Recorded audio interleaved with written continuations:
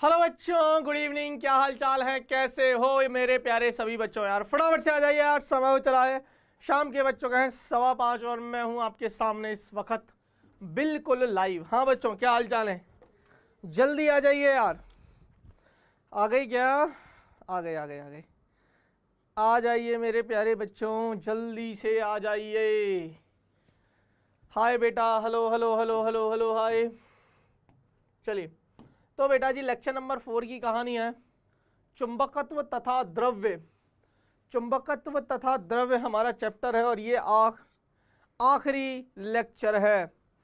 कल आपका लेक्चर नहीं होगा तो परसों ही अब हम सीधा नया चैप्टर पढ़ेंगे and that is modern physics. That is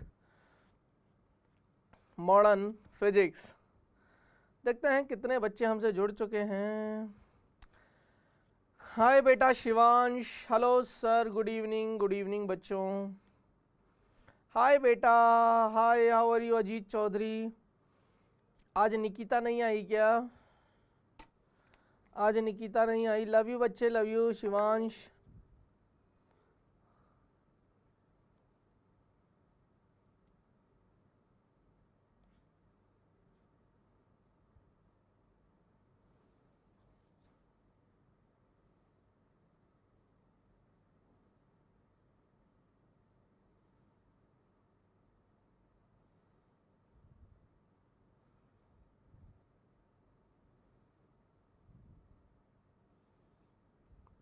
yes, चलिए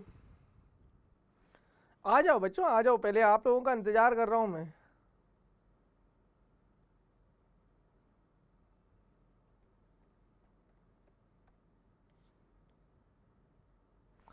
आ जाओ आ जाओ आ जाओ। चलिए तो बेटा जी, हम पढ़ेंगे चुंबकीय पदार्थों का वर्गीकरण। बहुत ही छोटा सा टॉपिक रह गया है हमारा। हमने पिछली क्लास बहुत डिटेल में पढ़ी, सवालों के साथ पढ़ी। आज हम बात करेंगे चुंबकीय पदार्थों का वर्गीकरण। तो आ जाओ यार, मैं बच्चों का एक्चुअली इंतज़ार कर रहा हूँ। मैं बहुत अच्छा हूँ बेटा शिवांश। और अच्छा, एक बात और मैं बता रहा हूँ, कल मेरी मैराथन आ रही है। कल मेरी मैराथन है। सर मेरा कमेंट आपके पास जा रहे हैं क्या? हाँ बेटा रिया, हेलो सर, हाय बेटा रिया, गुड इवनिंग। मैंने आपको गुड इवनिंग नहीं बोला क्या बेटा? नहीं बोला तो भूल गया होऊंगा, है ना। चलो कोई बात नहीं। हाँ, मेरे को आ रहे हैं, आपके कमेंट्स आ रहे हैं बेटा रिया। और कल जो है वो मैराथन आ रही है, कल दोपहर 12 बजे। कल दोपहर 12 बजे, इसीलिए कल फिजिक्स की क्लास नहीं होगी, लेकिन आप सभी बच्चों को आना है। कल आओगे ना? कल आओगे ना? कल आओगे ना, पहले ये बताओ। अरे आओगे या नहीं आओगे?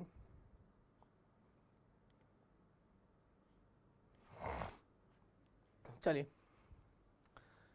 अब देखो। हाँ, मैं इसमें कुछ छोटे से पॉइंट है वो मैं लिख देता हूँ, क्योंकि मुझे शायद वही ज़रूरत पड़ेगी, है ना। हमने ये सब पढ़ लिया बेटा।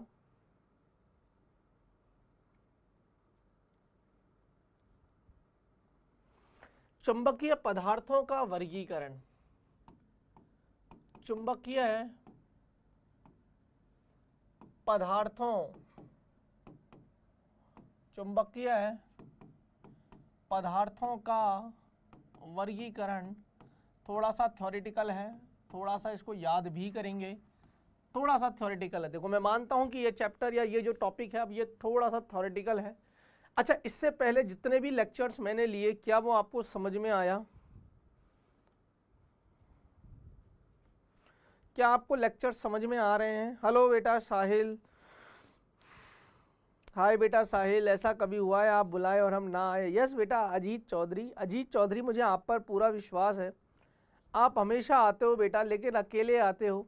अपने साथ 2 और दोस्तों को लेकर आइए। हाँ बेटा साहिल, आना जरूर। कल देखिए, कल की जो मैराथन है ना, वो इसलिए भी रखी है कि आप लोगों का रिवीजन हो जाएगा। जो भी मैंने पढ़ाया है इनडायरेक्ट वे में आपका रिवीजन हो जाएगा। तो आ जाइए यार, आ जाइए, है ना, बिल्कुल आइए बच्चों। ठीक है, अब देखिए, हमने ना चुंबकीय पदार्थों का जो वर्गीकरण है वो चुंबकीय है। जैसे हमने याद है, हमने चुंबकन देखो मैं एक बार थोड़ा सा एक्सप्लेन कर देता हूँ। मैंने चुंबकन की तीव्रता ऐसे लिखो, पदार्थों के, थोड़ा सा लिखना है, 2 लाइनें बस, उसके बाद खत्म हो जाएगा। पदार्थों के चुंबकीय गुण, पदार्थों के चुंबकीय गुण जैसे जैसे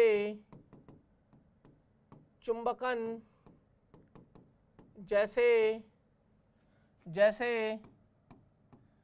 चुंबकन तीव्रता, जैसे चुंबकन तीव्रता, चुंबकीय प्रवृत्ति, चुंबकीय प्रवृत्ति, चुंबकीय प्रवृत्ति एवं सापेक्ष पारगम्यता, एवं सापेक्ष या अपेक्ष, रिलेटिव है ना, पारगम्यता। मैंने कल ये बहुत अच्छे से आपको एक्सप्लेन की थी, पारगम्यता जिसको हम बोलते हैं म्यू आर। क्या बोलते हैं? म्यू आर के आधार पर, गुण के आधार पर, के आधार पर फैराडे ने इनको, फैराडे ने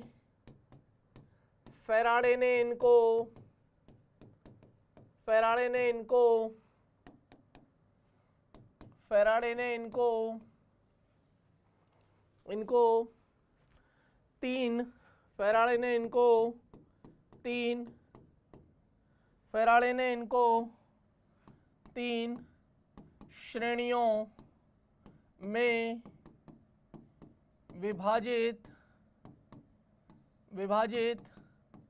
किया। ये नोट कर लो पहले। अब हम बात करेंगे एक एक टॉपिक के बारे में। हमारे पास है मैग्नेटिक मटेरियल, मेरे पास है चुंबकीय पदार्थ, और मुझे वो परिभाषाएं आती हैं। कौन कौन सी परिभाषाएं? चुंबकीय प्रवृत्ति, मैग्नेटिक ससेप्टिबिलिटी, कौन कितना अच्छा चुंबक बन सकता है वो काई से परिभाषित करते हैं हम। काई बोल दो, जाई बोल दो, जाई बोल दो, काई बोल दो, एक ही बात है वो। एम का मतलब मैग्नेट, काई एम बोलते हैं, एम मतलब मैग्नेट, है ना। तो वो एक याद करो, वो एक सिर्फ संख्यात्मक मान है जिससे हमें ये पता चलता है कि कौन सा पदार्थ कितना अच्छा चुंबकित हो सकता है, कितना, है ना। और फिर चुंबकीय पारगम्यता याद करो, magnetic permeability, the ability to permit और to pass the flux through it, the ability to permit और to pass the flux through it is called as magnetic permeability. I hope you all are clear with this concepts, with this definitions, परिभाषाओं के साथ ये clear है। अब कहानी शुरुआत होती है। हम अब ये टेबल बनाएंगे और टेबल बना के लिखेंगे। देखिए मैं आपसे पहले भी कह चुका, अच्छा आप लोगों ने ये लिखा क्या, पहले मुझे ये बताओ, क्योंकि यार मैंने आपसे पहले भी कहा था बेटा ये चीज़ें याद करने वाली भी हैं, तो मैं आपकी इसमें ज़्यादा हेल्प नहीं कर पाऊँगा। कुछ चीज़ें आपको याद रखनी है, क्योंकि उन्होंने एक्सपेरिमेंट कर करके देखा कि भाई इस तरीके का जो पदार्थ है इसमें ये गुण आया, इसको प्रतिचुंबकीय बोल दो, इसको अनुचुंबकीय बोल दो, इसको लोह चुंबकीय बोल दो, ठीक है ना। अब सुनिए कहानी को थोड़ा सा ध्यान से सुनना बच्चे। यहाँ पर है गुणधर्म, टेबल बनाई, आप लोगों ने लिखी क्या? ये आप लोगों ने ये लिखा है क्या? मैंने आपको कल बोला था लिखने को, आप लोग लिख के आए हो क्या? सर मेरा जो YouTube पर आईडी है वो NIT इलाहाबाद के नाम से है सर, मैं आपकी क्लास YouTube पर हमेशा लेता हूँ। ओके बेटा शिवांश, मुझे पता नहीं था, मुझे पता नहीं था।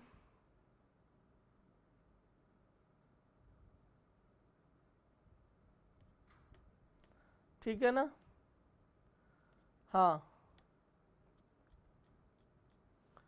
हाँ लिख ली ना। अब सुनिए, तो हम पहला लिखेंगे गुणधर्म, और हमने तीन कैटेगरी में बांटा।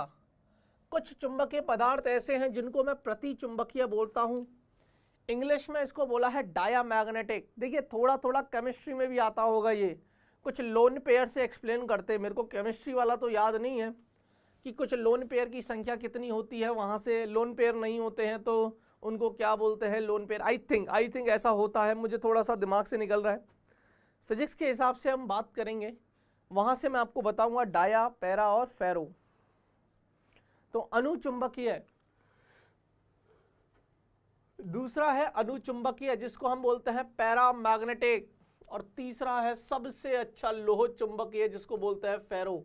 सबसे अच्छा होता है ये, ठीक ठाक होता है ये, और बेकार होता है ये। मान के चल, सबसे बुरा, ठीक ठाक और सबसे अच्छा। सबसे बुरा, ठीक ठाक और सबसे अच्छा। अब मोटा मोटी याद हो गया। पहला है प्रति चुंबकीय, नाम से ही समझ में आ रहा, प्रति मतलब विपरीत है, एंटी।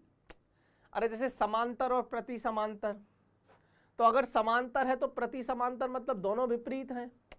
नाम से समझ में आ रहा है, प्रति शब्द, प्रति शब्द है मतलब विपरीत वाली बातें करेंगे हम। क्लियर है? अब सुन, यहां पर हमने पहला गुणधर्म लिखा है चुंबकत्व का कारण क्या है। इसमें चुंबकत्व का कारण है इलेक्ट्रॉन की कक्षीय गति। इलेक्ट्रॉन की, हाँ, अनपेयर इलेक्ट्रॉन नहीं होते, बिल्कुल बिल्कुल। नींद आ रही है क्या मास्टर जी? काहे सोते सोते वाला फील करा रहे हो? आज पता नहीं अननेसेसरली थकान सी हो गई है, बैठे बैठे थकान हो गई आज, है ना, हो जाती है कभी कभी, शरीर है। इलेक्ट्रॉन की कक्षीय गति है। अनुचुंबकीय पदार्थों में अगर हम बात करें कि चुंबकत्व का कारण क्या है, तो वो है इलेक्ट्रॉन की चक्रण गति। याद करो, इलेक्ट्रॉन वैसे तो घूमते ही हैं कक्षा में, लेकिन प्लस माइनस हाफ भी उनका चक्रण होता है, प्लस माइनस हाफ उनका चक्रण भी होता है। और लोह चुंबकीय पदार्थ हम किसको बोल रहे हैं? डोमेन का बनना। अब आओ, अब यह है मेन। यहां से समरूप चुंबकीय क्षेत्र में रखने पर, एक समान चुंबकीय क्षेत्र में हम रखेंगे, क्षेत्र की विपरीत दिशा में बहुत कम चुंबकित होते हैं। देखिए, यह है मेरे पास चुंबकीय पदार्थ, कौन सा वाला है? प्रतिचुंबकीय। जब प्रतिचुंबकीय पदार्थ को मैं बाह्य चुंबकीय क्षेत्र में रख दूं, बाह्य चुंबकीय क्षेत्र में रखा और एक समान चुंबकीय क्षेत्र में रखा, ठीक है, आज पता नहीं क्या हो गया,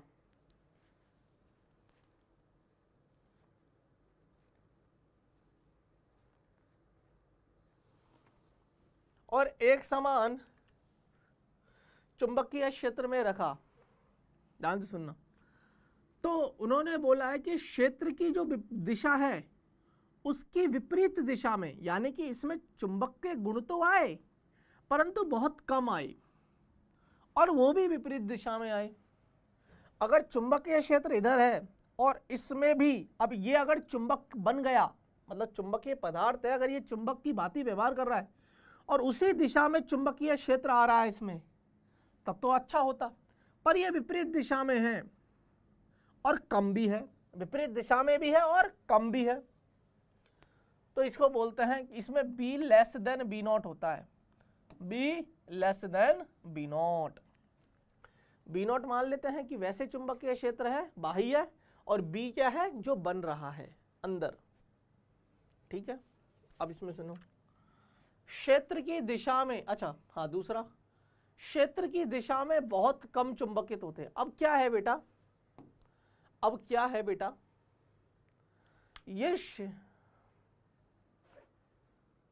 सर पानी पी लीजिए, पानी की कमी से ऐसा लग रहा है। यार बात तो बिल्कुल करेक्ट बोली बेटा, पहले पानी पीऊंगा। देखा कितना ध्यान रखते हैं मेरे बच्चे मेरा, का मास्टर आपको कुछ नहीं होना चाहिए, आप ही हमारे जेई के कर्णधार हो, आप ही हमारा जेई निकलवाओगे। कितने बच्चों को लगता है ऐसा?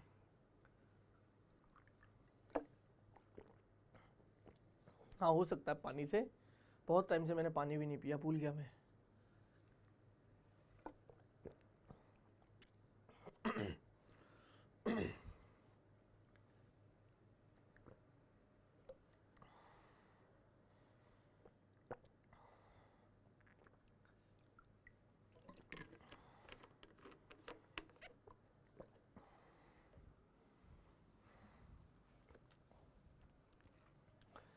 इसमें B का मान ज्यादा होता। देखिए अभी क्या था, विपरीत दिशा में हो रहे थे, इसीलिए देखो यहां पर विपरीत दिशा है, जबकि वैसे सबकी दिशा ऐसे है, सबकी दिशा ऐसे है ना, और इस अकेले की ऐसी है ना। जबकि अनुचुंबकीय पदार्थों में उसी दिशा में चुंबकित होते हैं। देखो उसी दिशा में चुंबकित हुआ है, उसी दिशा में चुंबकित हुआ है, और बाकी की दिशा भी उसी दिशा में है। लोह चुंबकीय पदार्थों में तो क्या होता है, उसी की दिशा में चुंबकित होते हैं और बहुत अधिक मात्रा में होते हैं। तो देखिए सारी की सारी चली गई अंदर, सारी की सारी अंदर चली गई। देखो इसमें थोड़ी कम अट्रैक्ट हुई है, इसमें तो रिपल्शन वाली फीलिंग आ रही है, ऐसा लग रहा है जैसे नफरत है इसमें। इसमें थोड़ा प्यार है लेकिन कम प्यार है, इसमें तो भर भर के प्यार है। क्लियर है, कहानी क्लियर है। तीसरा, अब हम बनाएंगे IH वक्र। I और H, I क्या होता है आपको पता है, H क्या होता है आपको पता है। इसमें I होता है अल्प, ऋणात्मक तथा क्षेत्र के साथ रेखीय रूप से परिवर्तित। तो इधर इस अक्ष पर हमने H रखा है, इस अक्ष पर हमने I रखा है। H क्या है, I क्या है, पहली दो परिभाषाएं आपको क्लियर होनी चाहिए। H क्या है और I क्या है। अब इसमें देखो क्या लिखा है, I जो है एक तो वो अल्प है, तो अल्प है, और ऋणात्मक है, तो देखो हमने ऋणात्मक बनाया, ऋणात्मक ले गए, परंतु रेखीय रूप से परिवर्तित है, तो रेखीय रूप से है। इसमें क्या है, I अल्प है परंतु धनात्मक है और क्षेत्र के साथ रेखीय रूप से, तो देखिए अल्प है, धनात्मक है और क्षेत्र के साथ रेखीय रूप से है। इसमें I क्या है, बहुत अधिक है, धनात्मक है और क्षेत्र के साथ रेखीय रूप से नहीं है बल्कि अरेखीय रूप से। तो ये कुछ ग्राफ हैं, यहाँ तक ये समझ में आया, ये वाली स्लाइड समझ में आई।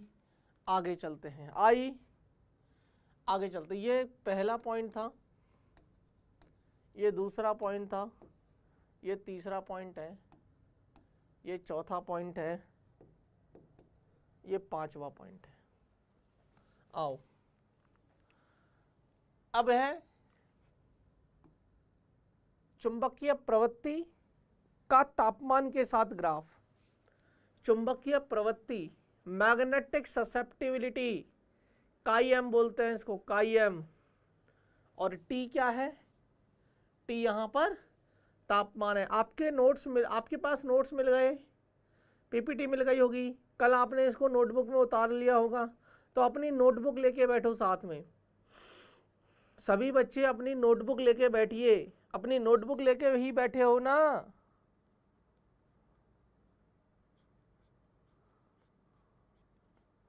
हाय बेटा Nikita, good evening, good evening, sorry sir आज लेट हो गई, कोई बात नहीं बेटा निकिता, कोई बात नहीं गुड़िया, कोई बात नहीं, है ना, कोई बात नहीं गुड़िया। हसमीर हुसैन शाह, हाय बेटा हसमीर हुसैन, अपनी नोटबुक लेके बैठिए। ये काई है, मतलब चुंबकीय प्रवृत्ति, मैग्नेटिक ससेप्टिबिलिटी का टेम्परेचर के साथ, मतलब दोनों का ग्राफ बना रहा हूं, इसका वर्सेस इसका। पहला है हमारा प्रतिचुंबकीय, दूसरा अनुचुंबकीय और तीसरा लोह चुंबकीय। आज तो पता नहीं क्या ही हो गया मेरे को। आओ पहला हमारा क्या है, प्रतिचुंबकीय। प्रतिचुंबकीय में काई एम अल्प है, ऋणात्मक है और ताप पर निर्भरता नहीं है। देखिए इसके फॉर्मूले से आप निकाल सकते हो, आप फॉर्मूले से निकाल सकते हो, ठीक है। अल्प है, ऋणात्मक है और ताप पर भी निर्भरता नहीं है, तो नहीं है, तो देखिए अल्प है, ऋणात्मक है और ताप पर निर्भरता नहीं है। अगर कोई, तो ताप पर निर्भरता नहीं है, तो इसका मतलब ताप बढ़ाते जाओ, काई एम फिक्स है, नियत है, ताप बढ़ाते जा रहे हैं, परंतु चुंबकीय प्रवृत्ति पे कोई फर्क नहीं पड़ता। तो इस प्रकार के पदार्थों को हमने प्रतिचुंबकीय पदार्थ बोला है। क्या बोला है, प्रतिचुंबकीय। यार ये तो ढीठ किस्म का है, ढीठ किस्म का, ये नहीं बदलने वाला है ना। अब आते हैं थोड़ा सा हम अनुचुंबकीय। देखिए ये है प्रतिचुंबकीय, है ना। अभी हम बात करेंगे अणु की और फिर हम बात करेंगे लोह की।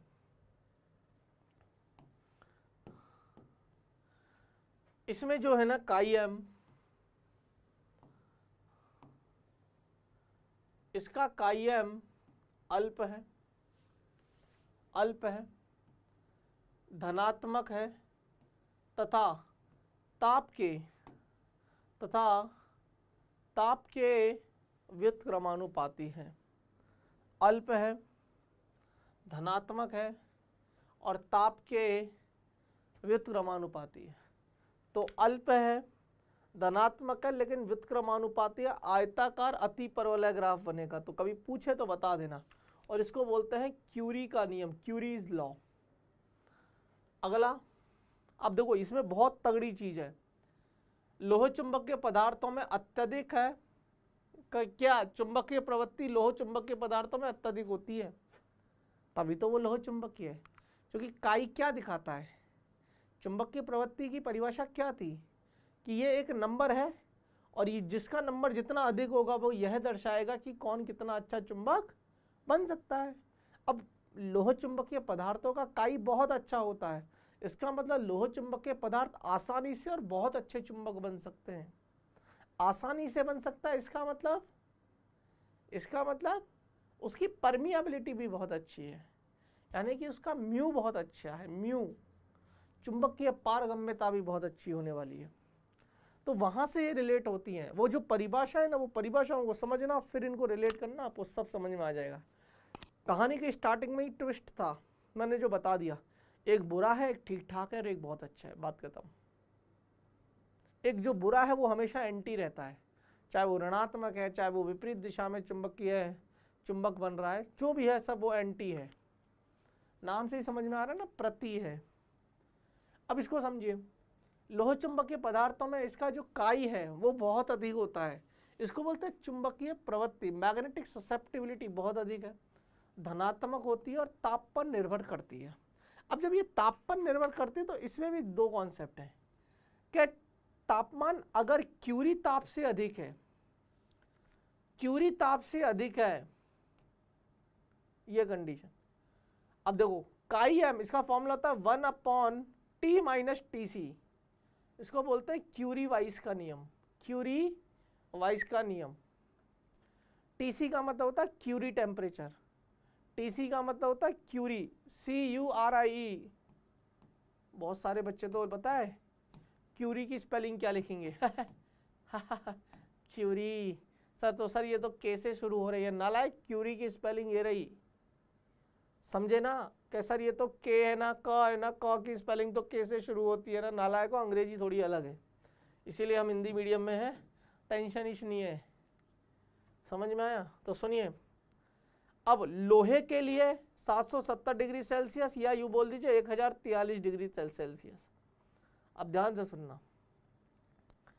टी का मान ग्रेटर देन टीसी है, क्यूरी ताप से ज़्यादा है, तब तो ये इस तरीके का है T - TC, और क्यूरी ताप से कम है तब कुछ भी नहीं है।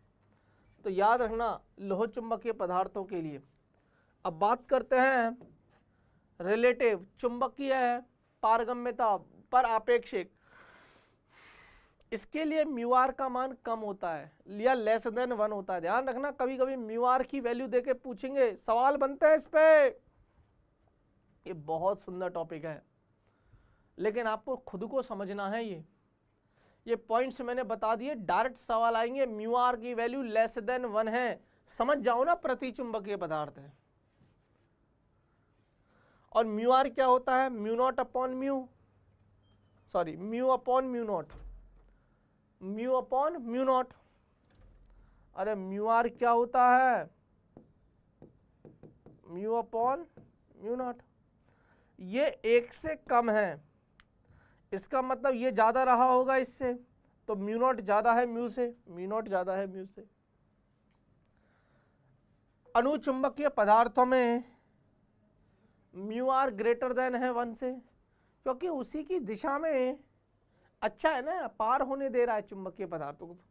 और इसका तो म्यू आर का मान बहुत अधिक होता है, इसमें म्यू आर का मान बहुत अधिक होता है। म्यू आर है क्या, या म्यू क्या है, पारगम्यता, कि कितना अच्छे से अपने अंदर से चुंबकीय बल रेखाओं को गुजरने देता है, सुपथ, अच्छा पथ प्रोवाइड करवाता है।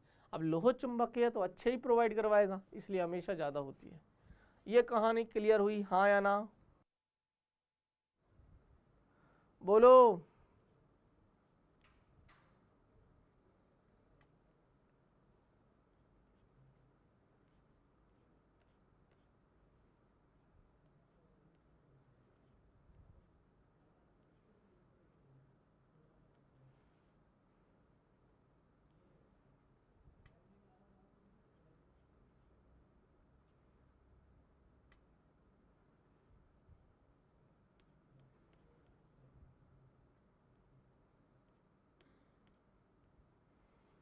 यस सर, क्लियर है बेटा? सारे बच्चे एक बार बता दो। सर कहीं अर्जेंट जाना पड़ेगा, मैं रिकॉर्डेड देख लूँगा, मैं जाऊँ सर? हाँ बेटा चले जाओ, अजीत चौधरी बेटा चले जाओ, परंतु बाद में रिकॉर्डेड देख लेना, ठीक है? अच्छा, अगली क्लास में मैं आपको बता दूं, ये आखिरी लेक्चर है इस चैप्टर का। सैटरडे को मैं पढ़ाऊंगा मॉडर्न फिजिक्स। क्या पढ़ाऊंगा बेटा? Modern physics. और तैयार रहना पूरी मॉडर्न फिजिक्स को ढंग से पढ़ने के लिए। क्या आप तैयार हैं? हाँ और ना। क्या आप तैयार हैं? हाँ और ना। जल्दी बताओ, आगे चलते हैं। अब हम बात कर रहे हैं वही गुणधर्म, प्रतिचुंबकीय, अनुचुंबकीय, लोह चुंबकीय। 5 पॉइंट की हो गई है, छठा करते हैं। अब एकल परमाणु का चुंबकीय आघूर्ण गुणधर्म है। प्रतिचुंबकीय पदार्थों में परमाणु का स्थायी चुंबकीय आघूर्ण 0 होता है, जबकि अनुचुंबकीय पदार्थों में परमाणुओं का स्थायी चुंबकीय आघूर्ण अशून्य होता है, लेकिन अनियमित रूप से अभिविन्यासित होता है, अर्थात बाह्य क्षेत्र की अनुपस्थिति में पूरे पदार्थ का चुंबकीय आघूर्ण 0 होता है। एक दूसरे को कैंसिल कर देते हैं चुंबकीय आघूर्ण। लोह चुंबकीय पदार्थों में परमाणुओं का स्थायी चुंबकीय आघूर्ण होता है, जो डोमेन के रूप में व्यवस्थित होता है, या डोमेनों के रूप में व्यवस्थित होता है। बोलो क्लियर है? क्लियर है? आगे ये कितना हो गया? छठा हो गया। अब हम पढ़ेंगे 7वां, असमरूप चुंबकीय क्षेत्र में पदार्थ। अब अगर मैं असमरूप चुंबकीय क्षेत्र में इन पदार्थों को रख दूं, तो बेटा कुछ डायग्राम्स हैं, वो आपको फिक्स दिमाग में रखने ही पड़ेंगे। असमरूप चुंबकीय क्षेत्र में पदार्थ अधिक तीव्रता वाले भाग से कम तीव्रता वाले भाग की ओर आकर्षित होते हैं। अधिक तीव्रता वाले भाग से, देखिए ध्यान से सुन, ये कटोरी ले ली, यहाँ पर नॉर्थ पोल साउथ पोल है, ध्यान से सुनना, ये उत्तरी ध्रुव है, ये दक्षिणी ध्रुव है। चुंबकीय बल रेखाएं उत्तर से निकलती है, दक्षिण में समाती हैं, और बाहर की तरफ नॉर्थ से साउथ निकलती हैं। तो ये ऐसे मत समझो ये एक मैग्नेट है, नहीं नहीं नहीं, ये 2 मैग्नेट है। इसका साउथ यहाँ होगा और इसका नॉर्थ यहाँ होगा। अब समझ में आई? ऐसी कहानी है, ये ऐसी कहानी है। क्लियर है? आपको थोड़ा फील कराना पड़ता है। यहां हमने रख रखा है, प्योर थ्योरेटिकल है, इसमें कुछ भी नहीं है।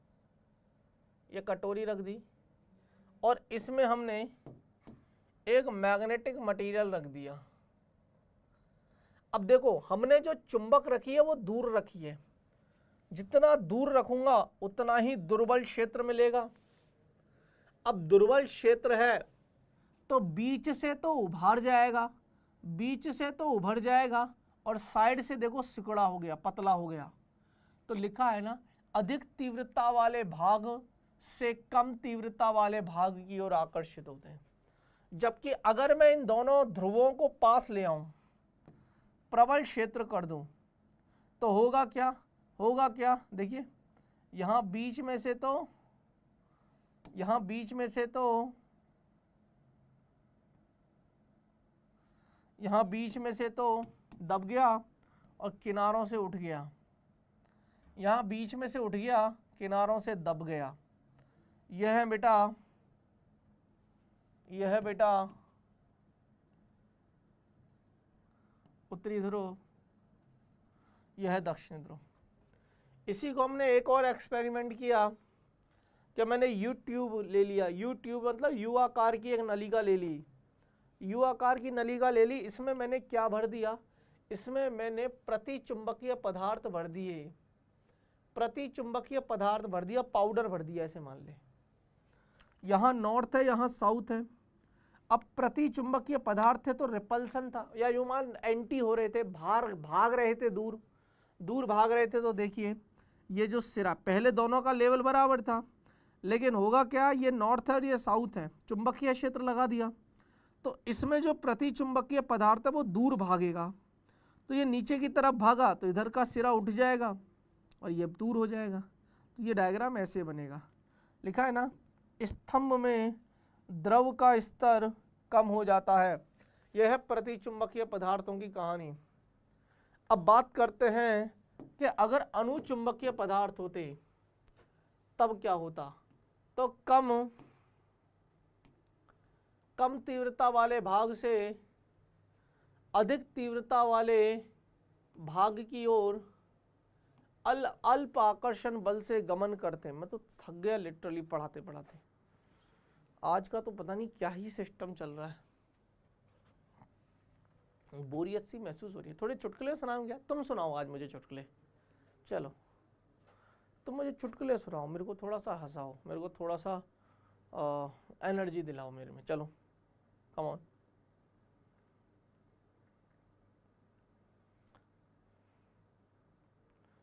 ऐसा लग रहा है नींद में पढ़ा रहा हूँ। मास्टर आपको नींद आ ही नहीं सकती, नींद तो आनी पड़ेगी ना बेटा, सोऊंगा तभी तो सपने आएंगे, सपने आएंगे तभी तो सपने पूरे होंगे। है सर, बंद आंखों से सपने मत देखो, खुली आंखों से सपने देखो, हमारे सौरभ सर ने कहा था। क्या कहते हो यार?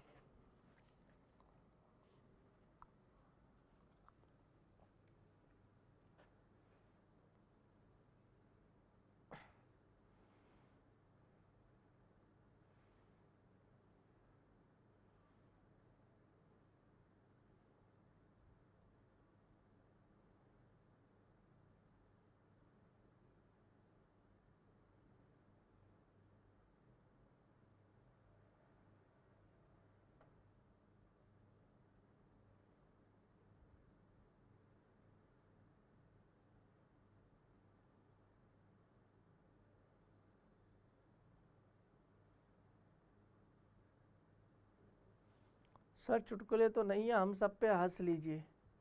अरे तो पर तुम पे हंसू किस चीज़ के लिए? अगर चुटकुले नहीं थे तो यही बोल देते कि सर हमारी पढ़ाई बहुत अच्छी चल रही है, तब भी मैं हंस जाता, तो ये चुटकुला ही तो होता, या ये चुटकुला नहीं होता, या ये बिल्कुल सीरियस बात होती। क्या कहते हो यार? पढ़ाई अच्छी चल रही है तुम लोगों की? ईमानदारी से बताना, कितने बच्चे अपने सपनों की तरफ भाग रहे हैं? ईमानदारी से।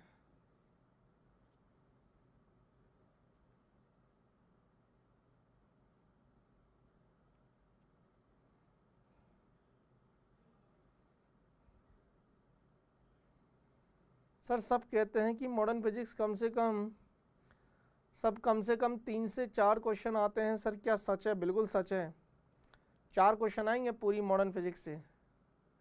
जो मैं अगले 10 दिन में कराऊंगा ना, वो अगले 10 दिन में तेरे 4 क्वेश्चन हो जाएंगे। दिवाली से पहले पहले तुझे 4 क्वेश्चंस की कहानी देकर जाऊंगा मैं, पर वो 4 क्वेश्चन, अच्छा इसीलिए मैं करा के जा रहा हूँ दिवाली से पहले, ताकि आप दिवाली की छुट्टियों में ना उन क्वेश्चन, उस चैप्टर को बार बार रिवीजन करना। आपको पढ़नी ही मॉडर्न फिजिक्स है, उस पूरी दिवाली की छुट्टियों में पढ़नी ही मॉडर्न फिजिक्स है और उसके सारे सवाल सॉल्व करने हैं।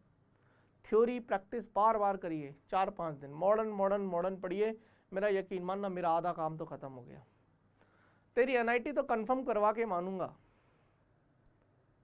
तेरी एनआईटी तो कंफर्म करवा के मानूंगा। आईआईटी के लिए हम फिर लड़ाई करेंगे अलग से, पर हाँ थकेंगे हम तब तक नहीं जब तक हमें आईआईटी नहीं मिल जाता।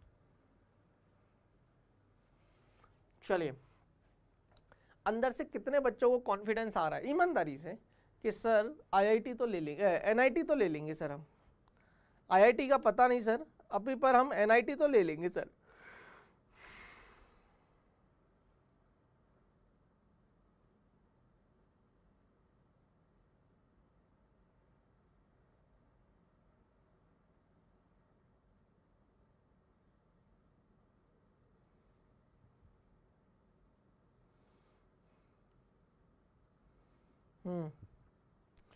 कितने बच्चों को लगता है कि सर एनआईटी तो, मुझे यकीन है एनआईटी तो मैं ले लूँगा या ले लूँगी।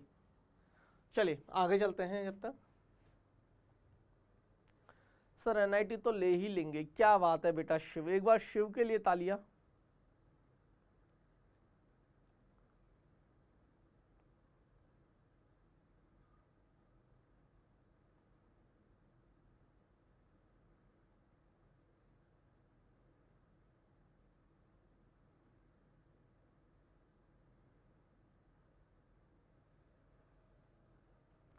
अपना 100% दे रही हूँ। चलिए बहुत बढ़िया बेटा, देते रहिए। सुनिए, हाँ वही अब इसका उल्टा हो जाएगा, क्योंकि ये प्रतिचुंबकीय नहीं है, ये अनुचुंबकीय है ना। ये क्या है, ये अणु है और ये प्रति है, तो इसमें उल्टा हो जाएगा। देख लो है ना, ये दुर्बल क्षेत्र में है और ये प्रबल क्षेत्र में है, लिखा हुआ है। अब देखो यहाँ पर हमने वापस इसको यूट्यूब में डाला तो पहले इतना था, लेकिन बेटा ये चूंकि अनुचुंबकीय पदार्थ है और ये उसी की दिशा में, बाह्य चुंबकीय क्षेत्र की दिशा में ही चुंबकित होती है, तो बेसिकली इसको ऐसा मानिए आकर्षण है।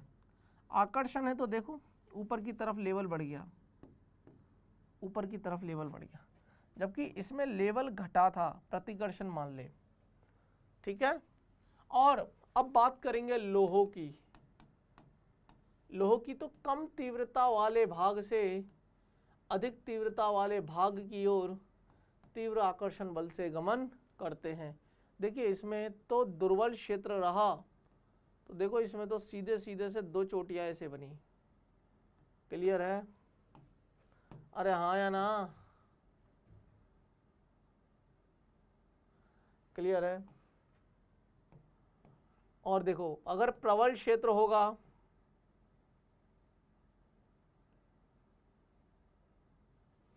प्रबल क्षेत्र होगा तो ये वाली कहानी बनी। इतना नोट हो गया, इतना नोट होने के बाद आगे चलते हैं अगली कहानी की ओर। बोलो, क्लियर है? ये कौन सा पॉइंट था? 7वां, 8वां, 9वां, 10वां। मैंने कहा ना आपसे ये 10 पॉइंट हैं। उसके बाद तो हम आ जाएंगे चुंबकीय शैथिल्य, हिस्टैरिसीस कर्व, हिस्टैरिसीस लूप। ये के वो बता दूंगा मैं क्या है। अभी के लिए बस ये दोनों पॉइंट खत्म करते हैं और फिर हिस्टैरिसीस कर्व पे आ जाते हैं। पदार्थ की छड़ को चुंबक के ध्रुवों के मध्य लटका दो। अब देखिए ये गुण है, अब इसको बहुत अच्छे से समझना, आपको बहुत अच्छे से समझ में आएगा। छड़ चुंबक क्षेत्र की दिशा के लंबवत हो जाती है। छड़ चुंबक क्षेत्र की, देखिए हुआ क्या इसके अंदर, ऐसे समझ, है ना। ये हम बात कर रहे हैं प्रतिचुंबकीय की, है ना। मान लीजिए प्रतिचुंबक, अभी देख तेरे को बहुत अच्छे से समझ में आएगा। ये है उत्तरी ध्रुव और ये है दक्षिणी ध्रुव। तूने क्या किया बेटा, तूने पहले चुंबक को ऐसा रखा। ये कौन सा है, ये है प्रतिचुंबकीय पदार्थ। अब प्रतिचुंबकीय पदार्थ है, ध्यान से सुनना, प्रतिचुंबकीय पदार्थ है तो ये, अच्छा वैसे बाह्य चुंबकीय क्षेत्र तो ये रहा, और प्रतिचुंबकीय पदार्थ है तो उसकी ठीक विपरीत दिशा में, अगर विपरीत दिशा में चुंबकीय क्षेत्र है, ध्यान से सुनना, तो बेटा जी बाहर नॉर्थ से साउथ है, अंदर तो साउथ से नॉर्थ है, तो ये भी नॉर्थ है और ये भी साउथ है। अंदर तो साउथ से नॉर्थ है, ये नॉर्थ और नॉर्थ रिपेल मारेंगे, ये साउथ और साउथ रिपेल मारेंगे, तो कहाँ आने की चेष्टा करेंगे, लंबवत होने की चेष्टा करेगा। क्या करेगा, लंबवत होने की। इसीलिए प्रतिचुंबकीय पदार्थ ऐसे लंबवत हो जाते हैं, है ना। जबकि अनुचुंबकीय पदार्थों में ऐसा नहीं है। अनुचुंबकीय पदार्थों में देखो, ये बाह्य चुंबकीय क्षेत्र है और ये उसी की दिशा में, चुंबकीय क्षेत्र की दिशा में ही चुंबकित होते हैं। तो ये साउथ है और ये नॉर्थ है, तो साउथ और नॉर्थ आकर्षित, नॉर्थ और साउथ आकर्षित, ये ऐसी पोजीशन में बने रहेंगे। अरे यार क्लियर है। और लोह चुंबकीय पदार्थों में भी सेम कहानी है, अल्प चुंबकीय क्षेत्र से ही क्षेत्र की दिशा के समांतर हो जाती है। तीव्र चुंबकीय क्षेत्र होगा तब होगा। और देखिए लोह चुंबकीय पदार्थ है तो चुंबकीय क्षेत्र के समांतर हो गई। केवल ये लंबवत होने के पीछे रीजन ये है क्योंकि ये रिपल्शन मारते हैं, प्रतिकर्षण मारते हैं एक दूसरे को। 8वां पॉइंट समझ में आया तो 9वां पॉइंट समझेंगे, 10वां पॉइंट समझेंगे। आई होप आपको मेरी कहानी समझ में आ रही है, एक बार मुझे बता दीजिए।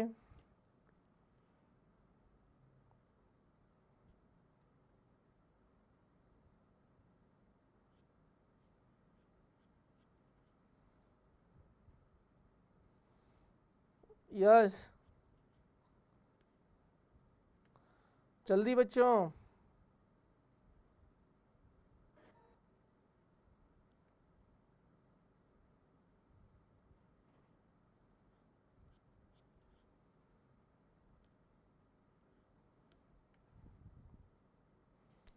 जल्दी।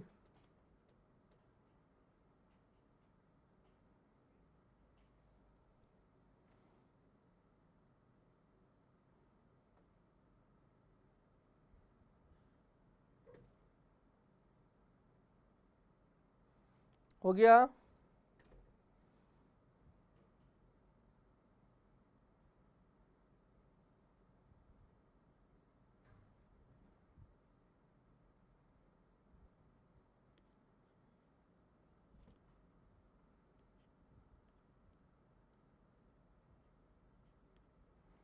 समझ में आ रही है। चलिए अब बात करते हैं बाह्य चुंबकीय क्षेत्र की उपस्थिति में पदार्थ का चुंबकीय आघूर्ण। अब देखिए अभी अभी हमने बोला ना चुंबकीय आघूर्ण, अब इस दिशा में प्रेरित हुई है चुंबकीय क्षेत्र, तो m का मान अति अल्प होगा और h के विपरीत दिशा में, अब h क्या था, मैग्नेटाइजिंग फील्ड, चुंबकन क्षेत्र।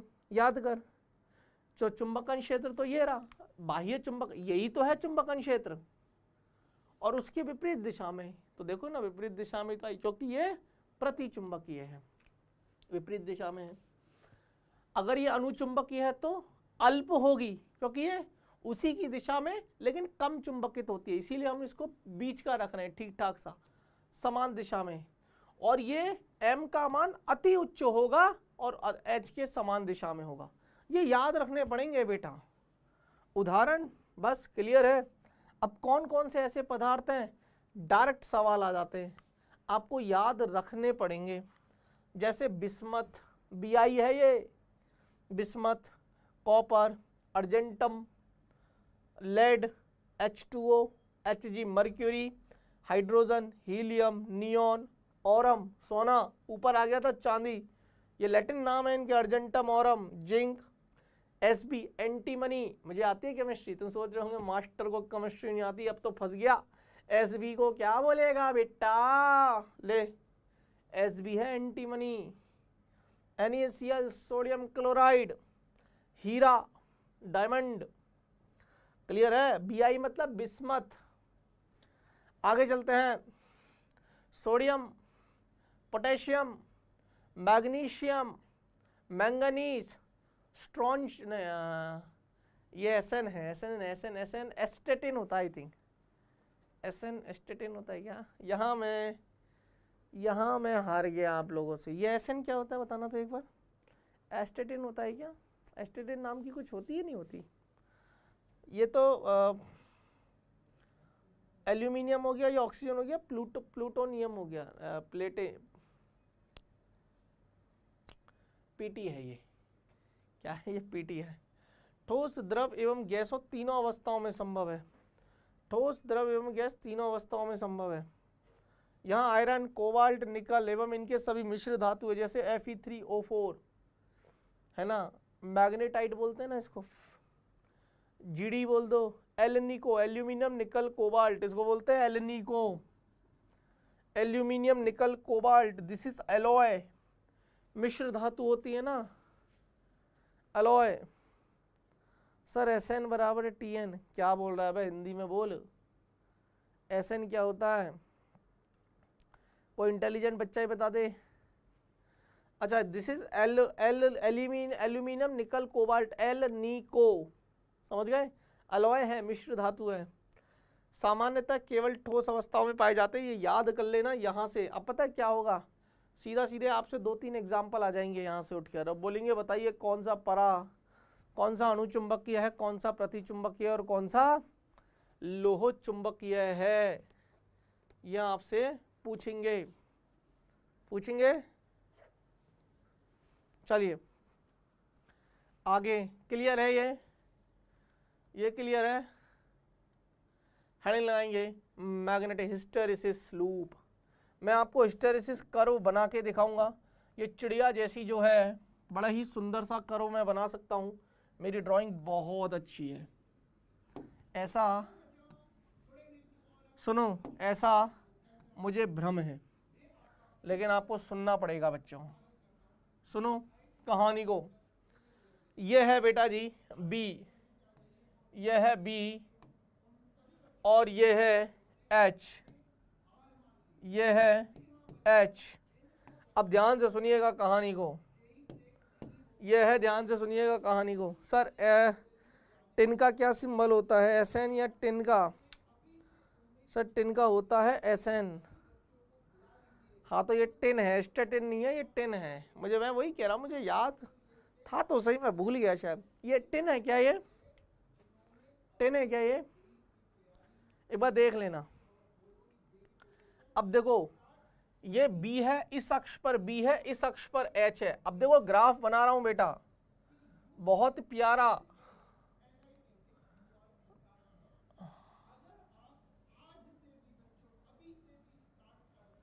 बन गया, बहुत ही सुंदर सा मैंने हिस्टेरिसिस कर्व बनाया है, लूप बनाया। ये एक बार में ही बनेगा, अदरवाइज ये बनेगा ही नहीं आपसे। इसको बोलते हैं, अब सुनिए, अब ध्यान से सुनना, इस पे नंबरिंग कर रहा हूं मैं। ये O से शुरू होता है, ये A है, ये A है, यहां पर आएगा ये B, यहां पर आएगा C, यहां पर आएगा D, यहां पर आएगा E, यहां पर आएगा F, क्लियर है। और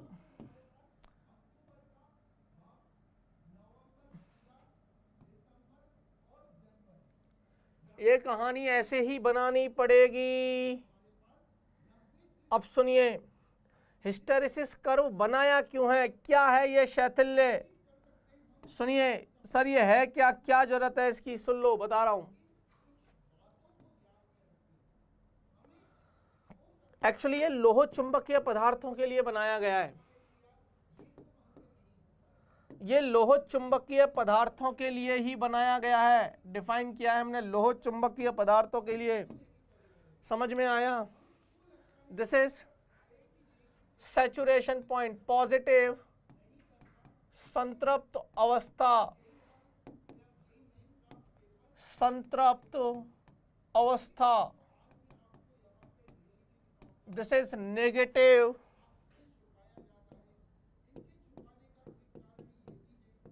संतृप्त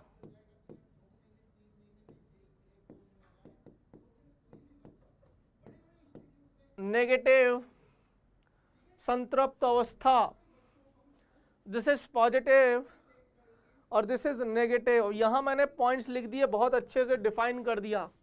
अब बस एक दो चीज और मुझे यहां पर है, एक मैं यहां पर लिखूंगा, एक तो यहां पर दिस इज, एक ये चीज और एक ये चीज, यहां है हमारी H और ये है हमारा B। बस अब ये पूरा ग्राफ कंप्लीट है। आपको पहले बताओ ग्राफ में कोई तकलीफ? बनाइए ग्राफ,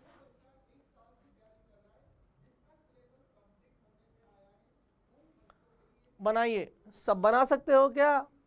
एक बार में ही बनेगा, अरे एक बार में ही बनेगा।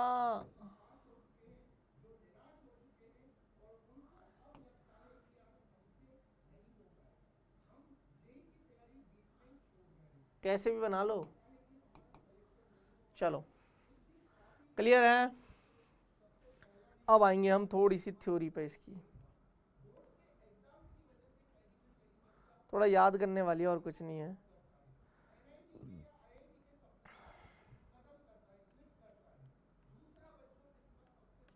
बनाओ तो सही है। प्लेटिनियम होता है सर, पीटी। हाँ मतलब मैं सही था सर, मैं आईआईटी के लिए एलिजिबल हूँ नहीं हूँ ना, क्योंकि मैं डबल ड्रॉपर हूँ। यस बच्चे, आप डबल ड्रॉपर हैं तो आप आईआईटी के लिए एलिजिबल नहीं हैं।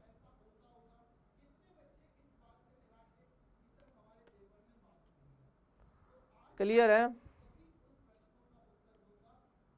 Yes yes.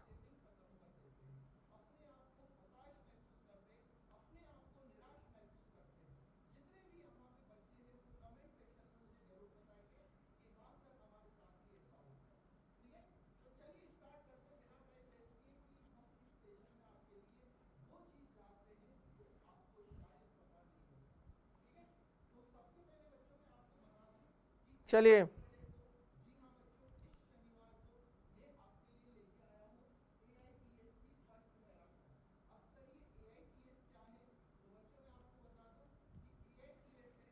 चलो कोई बात नहीं,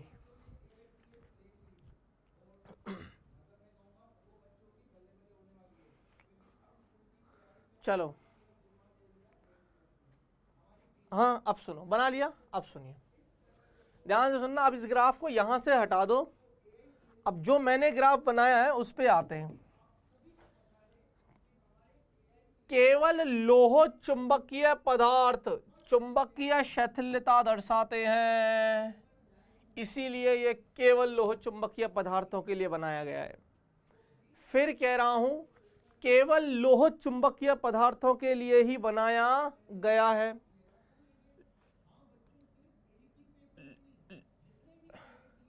लोह चुंबकीय पदार्थ को जब बाह्य चुंबकीय क्षेत्र में रखकर चुंबकित करते हैं, अब देखिए लोह चुंबकीय मतलब उच्च श्रेणी का पदार्थ, उच्च श्रेणी का चुंबकीय पदार्थ, जब मैं उसको चुंबकीय क्षेत्र में रखता हूं, इसका पूरा प्रोसीजर है होने को। तो एक कॉइल में अंदर रखते हैं लोह चुंबकीय पदार्थ को, फिर करंट बढ़ाता हूं, धीरे धीरे करंट को बढ़ाया, फिर मैंने देखा चुंबकन क्षेत्र बढ़ा, फिर उसके अंदर चुंबकीय क्षेत्र की तीव्रता बढ़ी, फिर बाद में फिर मैंने करंट की डायरेक्शन को रिवर्स किया, फिर ये धीरे धीरे घटने लगता है, विचुंबकित होता है।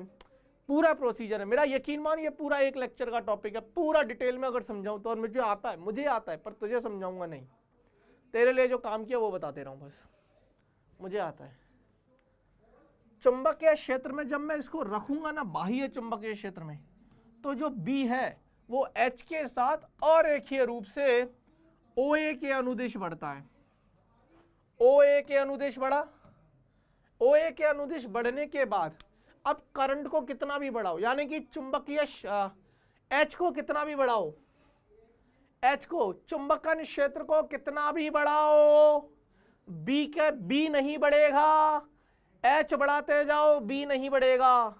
इसका मतलब है सैचुरेशन पॉइंट आ चुका है। अब यदि H को फिर शून्य किया जाए, इस H को, अब मैं ध्यान से सुनना, अब मैं वापस इसको ला रहा हूं, तो जब मैं ये वापस लाता हूं तो ये उस पथ पे नहीं आता। अब मैं जब H को शून्य करूंगा, H को शून्य करने का मतलब है कोई बिंदु B पर है, कोई बिंदु Y अक्ष पर है, तो ये Y अक्ष पर है।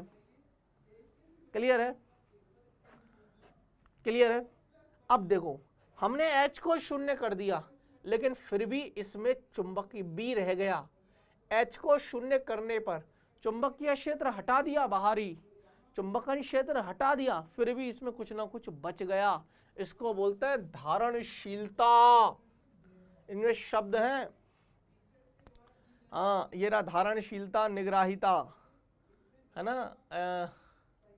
सॉरी, मैंने कुछ उल्टा बोल दिया क्या?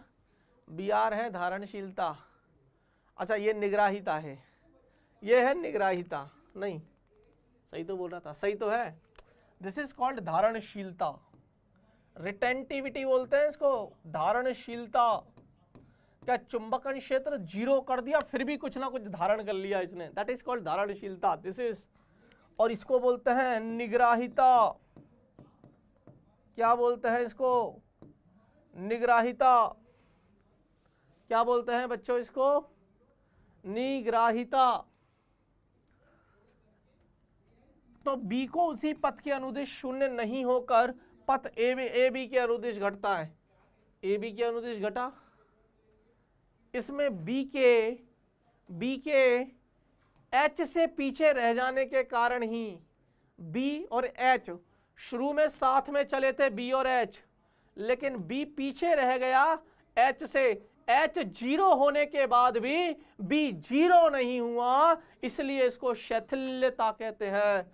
क्या कहते हैं? शैथिल्य वक्र कहलाता है। B का H से पीछे रह जाना, यही गुण शैथिल्यता कहलाती है। इंग्लिश में इसको बोलते हैं हिस्टेरिसिस। क्या बोलते हैं? हिस्टेरिसिस। बस अब उसके बाद फिर और कम करते हैं और ये करते हैं, वो पूरी कहानी है। आप तो बस इतना बना लो, बहुत है। ठीक है,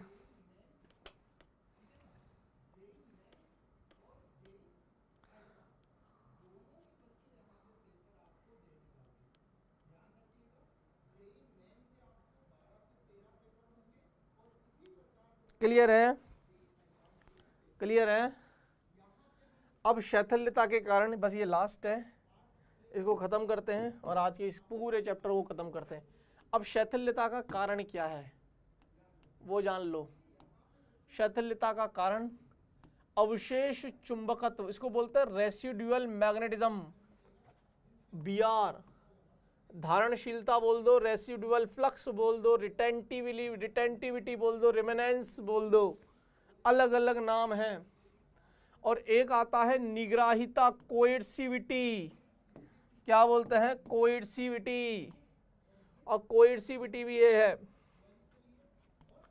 बस इतना है जो है वो लिख लो। दिस इज कोएर्सिविटी, ये रहा, ये है coercivity. This is निग्राहिता,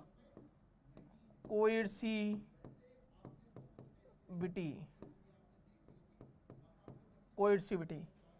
this is retentivity.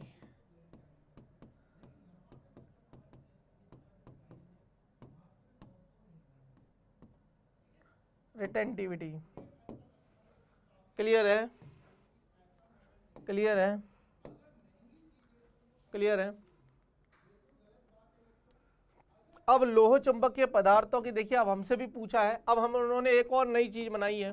क्या लोह चुंबकीय पदार्थों के लिए है, उसमें भी एक पदार्थ लिया नरम चुंबकीय पदार्थ, एक लिया कठोर चुंबकीय पदार्थ। बिल्कुल चैप्टर का आखिरी क्वेश्चन है। सर इससे क्वेश्चन आएंगे क्या? आ भी सकता है, आया तो रटा रटाया आएगा, आया तो रटा रटाया आएगा। एक क्वेश्चन जो फंसता है वो फंसता है, देखिए आपको इसमें दो एक अंतर दिख रहा होगा, एक मोटा बनाया है, एक पतला बनाया है।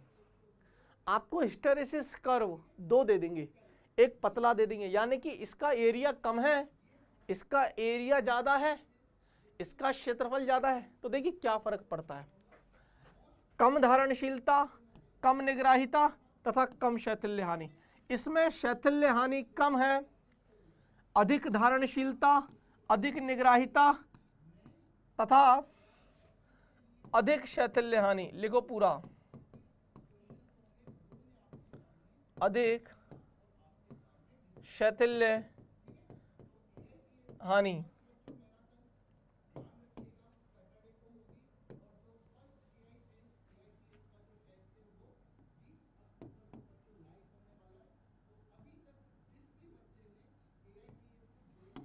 क्लियर है? विद्युत चुंबक बनाने के लिए उपयुक्त किया जाता है ट्रांसफार्मर के क्रोड में। उदाहरण नरम लोहा, चुंबकीय परीक्षण में ये ग्राफ है। इसका उपयोग जो किया जाता है ना, स्थायी चुंबक बनाने के लिए किया जाता है। उदाहरण इस्पात, एल्युमिनियम। ठीक है, मोटा है, अधिक धारणशीलता, अधिक निग्राहिता, कठोर चुंबकीय पदार्थ है। पतला है, नरम चुंबकीय पदार्थ है। खत्म हो गया। यहां आकर आपका चैप्टर दी एंड हो गया। अब मुझे बताओ कुछ करना है क्या?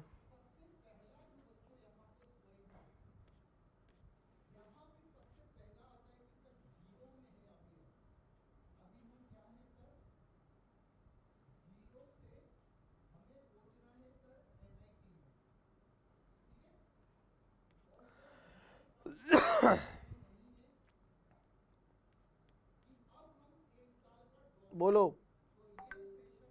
जल्दी बोलो।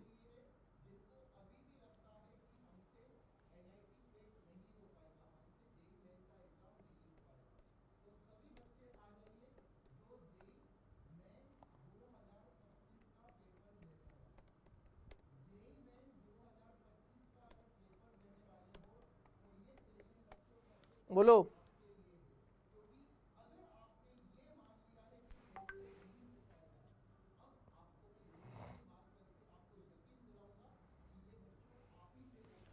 क्लियर है? चलो बस अब खत्म करेंगे बेटा, अब ज़्यादा है नहीं, चैप्टर खत्म हो गया है। थ्योरेटिकली मैंने पूरा करवा दिया, फॉर्मूले मैंने आपको बता दिया, क्वेश्चंस की प्रैक्टिस आप कर लेना। ठीक है, अगली क्लास में चैप्टर हो गया दी एंड। अच्छा लगता है ना हमारे चैप्टर ऐसे दी एंड होते हैं बहुत जल्दी जल्दी, ऐसे अच्छा लग रहा है ना। अगली क्लास बेटा जी हमारी होगी मॉडर्न फिजिक्स। मॉडर्न फिजिक्स जिसको बोलते हैं आधुनिक भौतिकी।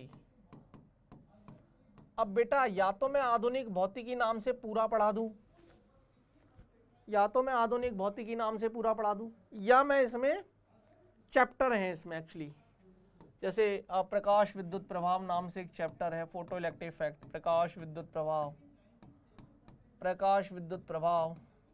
वैसे तो इसके बाद मुझे पढ़ाना चाहिए था EMI एंड AC, इसके बाद मुझे पढ़ाना चाहिए EMI एंड AC, लेकिन कोई बात नहीं। देखिए नवंबर के महीने में मुझे ऑप्टिक्स भी ख़त्म करना है, थोड़ा सा बेटा जी भागना पड़ेगा दिसंबर के महीने में। दिसंबर के महीने में डबल क्लासेस लगा दूंगा मैं आपकी, एक क्लास लाइव दे दिया करूंगा, एक आपको रिकॉर्डेड दे दिया करूंगा सुबह सुबह। चलेगा? चलेगा? बोलो।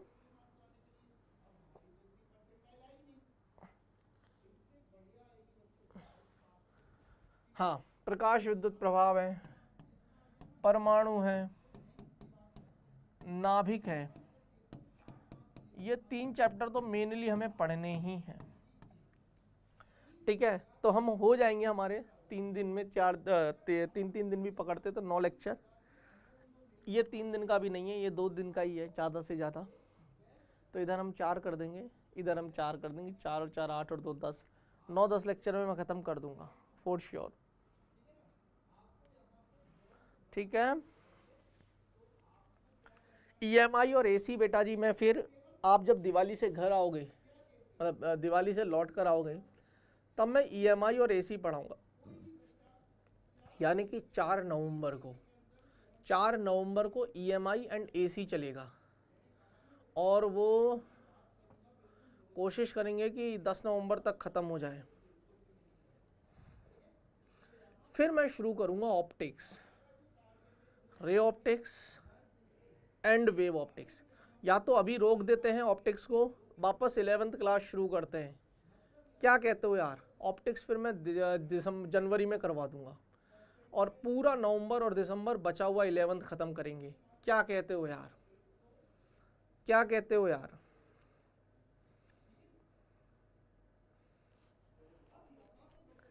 क्या कहते हो, बोलो।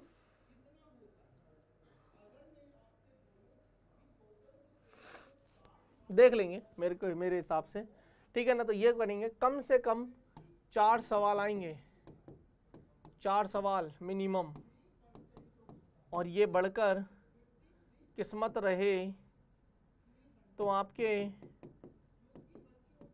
5 सवाल तक पहुंच सकते हैं, 5 सवाल तक पहुंच सकते हैं। मैंने 12th क्लास बहुत अच्छे से खींची है आपकी, देखो 12th क्लास का कितना हिस्सा कवर कर दिया हमने।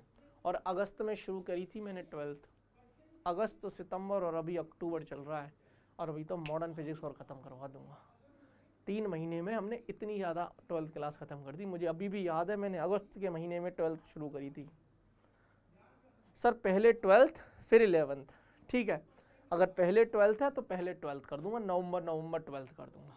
तो अगस्त, सितंबर, अक्टूबर, नवंबर 4 महीने में 12th का पूरी लीला समाप्त, ठीक है। चलिए, तो बस अब बेटा जी अब मैं ख़त्म कर रहा हूँ आज की क्लास को, ठीक है बच्चों, ठीक है। तो अगली क्लास, कल क्लास नहीं होगी मेरी, सुन लो, हाँ ये भी बता देता हूँ, कल मेरी क्लास नहीं होगी। कल मैं मैराथन लूँगा 12 बजे, कल दोपहर 12 बजे आ जाना, रेडी होके मस्त नहा धो के आना, ठीक है, खाना वाना खा के, क्योंकि फिर उठने नहीं दूंगा। और मैराथन करेंगे, सवाल करेंगे, नए सवाल है मेरे पास, कुछ पुराने भी हो सकते हैं आपके देखे हुए, पर कुछ नए सवाल भी हैं। अगर आप फेयर नोटबुक लेके बैठो तो फेयर नोटबुक लेके बैठो, ये चैप्टर वैसे भी आज ख़त्म हो गया, तो इसी चैप्टर के आगे सारे सवालों को उतार लेना, प्रैक्टिस हो जाएगी। फेयर नोटबुक है आपके पास, अब ये चैप्टर ख़त्म, इस चैप्टर के आगे जितने भी सवाल करवाऊंगा मैं कल, वो सारे फेयर नोटबुक में उतार लेना। तेरे तो मज़े आ गए भाई। उसके बाद फिर जहाँ सवाल ख़त्म होंगे मैराथन के बाद, वहाँ से फिर नया चैप्टर मॉडर्न फिजिक्स पढ़ लेंगे। अल्टीमेटली नोटबुक में होना चाहिए, क्योंकि बाद में सिलेबस होने के बाद आप नोटबुक को पढ़ोगे, ये ध्यान रखना, ठीक है। हाँ, और दूसरी चीज़ बेटा, अभी थोड़ा सा जेईई मेन वालों का ये रहता है जनवरी तो हमारे ऊपर प्रेशर रहता है। यही एग्ज़ाम अगर सीधा अप्रैल में होता ना बेटा, तो फरवरी तक सिलेबस करवाता और बहुत प्यारे तरीके से सिलेबस होता, बहुत प्यारे तरीके से, हंसते हंसते सिलेबस। लेकिन अभी थोड़ा सा हमें भागना पड़ता है, कोई नहीं, चलिए मिलते हैं बच्चों, है ना। आज के लिए बच्चों इतना ही, मिलते हैं अगली क्लास में, ठीक है बच्चों। उम्मीद करता हूँ अच्छा लगा होगा, हंसते रहिएगा, पढ़ाई करते रहिएगा, मिलते हैं नेक्स्ट क्लास में।